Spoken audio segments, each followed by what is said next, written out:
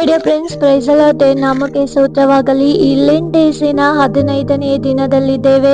ಈ ದಿನದಲ್ಲಿ ನಾವು ನಮ್ಮ ಪ್ರಾರ್ಥನೆಯಲ್ಲಿ ಮಾಡಬೇಕಾದಂತ ಕಾರ್ಯ ಯಾವುದೆಂದರೆ ನೀತಿವಂತರಾಗಿರುವುದನ್ನು ಕಲಿತುಕೊಳ್ಳಬೇಕು. ಹೌದು, ಇವತ್ತು ಒಂದು ವೇಳೆ ನೀವು ನೀತಿವಂತರಾಗಿರಬಹುದು, ಇದರಿಂದ ಅನೇಕ ಕಷ್ಟಗಳನ್ನ ಅನುಭವಿಸುತ್ತಾ ಇರಬಹುದು, ಅನೇಕ ಅವಮಾನಗಳನ್ನ ಇವತ್ತು ನೀವು ಸಂಧಿಸುತ್ತಾ ಇರಬಹುದು, ಅನೇಕರು ನಿಮ್ಮನ್ನ ನಿಂದಿಸುತ್ತಾ ಇರಬಹುದು, ದುಃಖ ಪಡಿಸುತ್ತಾ ಇರಬಹುದು. ಆದರೆ ಇದು ಯಾವುದಕ್ಕೂ ಕೂಡ ಚಿಂತೆ ಪಡಬೇಡಿರಿ.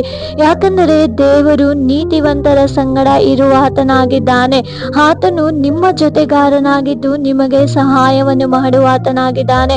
ನಾವು ನೋಡಿಕೊಳ್ಳಬಹುದು, 34ನೇ ಕೀರ್ತನೆ 19ನೇ ವಚನ ಈ ರೀತಿಯಲ್ಲಿ ಹೇಳಲ್ಪಡುತ್ತದೆ: ನೀತಿವಂತನಿಗೆ ಸಂಭವಿಸುವ ಕಷ್ಟಗಳು ಅನೇಕವಿದ್ದರೂ ಯೆಹೋವನು ಅವೆಲ್ಲವುಗಳಿಂದ ಅವನನ್ನು ಬಿಡಿಸುತ್ತಾನೆ ಎಂಬುದಾಗಿ. ಹೌದು, ಇವತ್ತು ನೀವು ಯಾವ ಕಷ್ಟಗಳನ್ನು ಅನುಭವಿಸುತ್ತಾ ಇದ್ದೀರೋ ಅದೆಲ್ಲವನ್ನು ಕೂಡ ದೇವರು ಬಿಡಿಸಿ ನಿಮ್ಮನ್ನ ವಿಶೇಷವಾಗಿ ಆ ಸ್ಥಳದಲ್ಲಿ ನಿಲ್ಲಿಸಲಿಕ್ಕೆ ಆತನು ಶಕ್ತನಾಗಿದ್ದಾನೆ.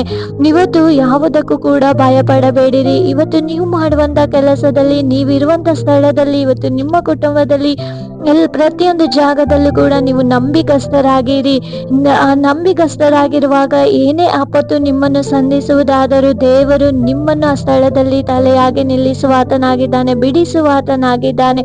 ಧೈರ್ಯವುಳ್ಳವರಾಗಿರಿ. ಇವತ್ತು ಯಾವುದನ್ನು ಕೂಡ ನಿಮ್ಮನ್ನ ಮುಳುಗಿಸುವುದಿಲ್ಲ, ಯಾವ ಕಾರ್ಯವು ನಿಮ್ಮನ್ನ ಮುಳುಗಿಸುವುದಿಲ್ಲ. ದೇವರು ಎಲ್ಲದರಿಂದಲೂ ಹೊರಗಡೆ ಕರ ತರುವ ಆತನಾಗಿದ್ದಾನೆ. Thank you. God bless you.